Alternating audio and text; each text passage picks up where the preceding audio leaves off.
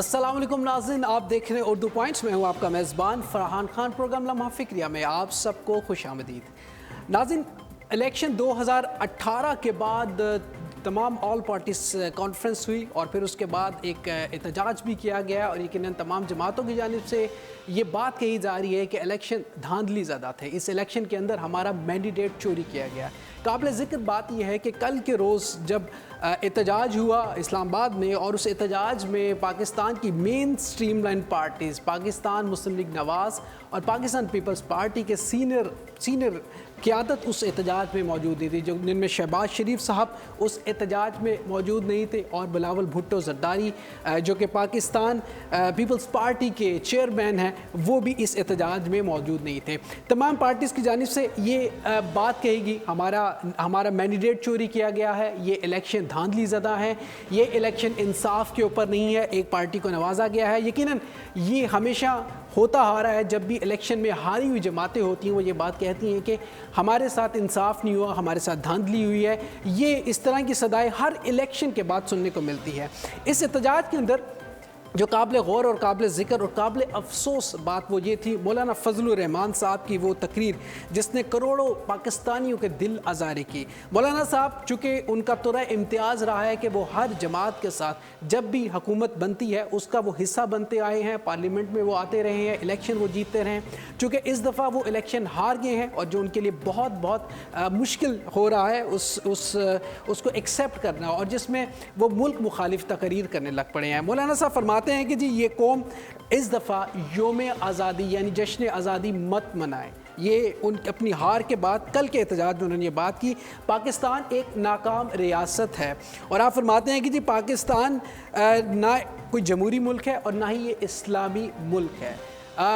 बड़े अफसोस के साथ ये बात कहनी पड़ती है मौलाना फजलुर रहमान साहब जो तवातर से हुकूमतों का हिस्सा बनते आए हैं, और जब आप हुकूमत का हिस्सा थे यकीनन तब पाकिस्तान इस्लामी मुल्क था।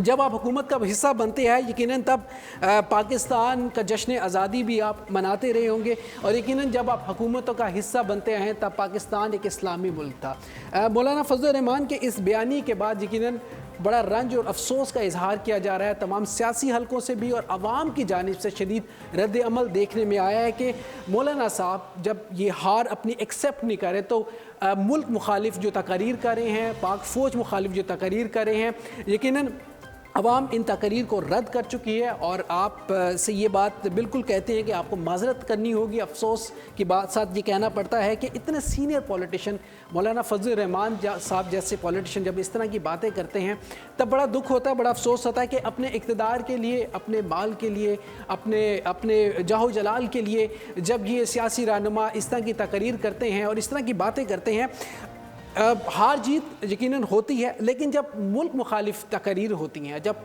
पाकिस्तान को ये कहा जाता है ये ना इस्लामी रियासत है, ना ये फ़लाई रियासत है और ना पाकिस्तान का जश्न आज़ादी जो कि ये महीना जो पाकिस्तान का योम आज़ादी का महीना है, पूरी कौम इस वक्त पूरे जोश और वलवले के साथ जश्न आज़ादी को सेलिब्रेट करने के लिए अपनी पूरी कोशिशें कर रही हैं। इस मौके पे इस तरह का बयानिया यकीनन पॉलिटिकल पार्टीज़ की जानिब से आना बड़े अफसोस की बात होती है।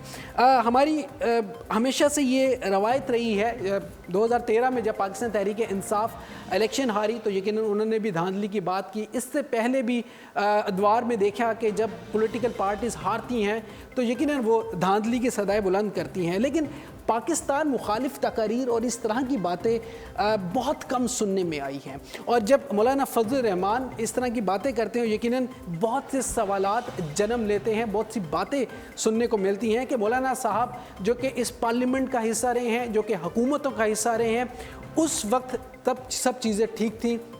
आज जब वो हार गए हैं या दीगर जमातें जब हार गई हैं, इस तरह की गुफ्तगू करना यकीनन काबिल अफसोस भी है, काबिल मज़म्मत भी है। कौम इस तरह की बातों को एक्सेप्ट नहीं करेगी। यकीनन हमारी दुआ भी यही है, हमारी ख्वाहिश भी ये है कि पॉलिटिकल पार्टीज़ को चाहिए कि अब जो पाकिस्तान की जो भी जमात जीती है, पाकिस्तान तहरीक इंसाफ, उनको काम करने दिया जाए, उनको मौका दिया जाए ताकि वो इस मुल्क की سسٹم کو بہتر طریقے سے سموتھ طریقے سے چلا سکیں.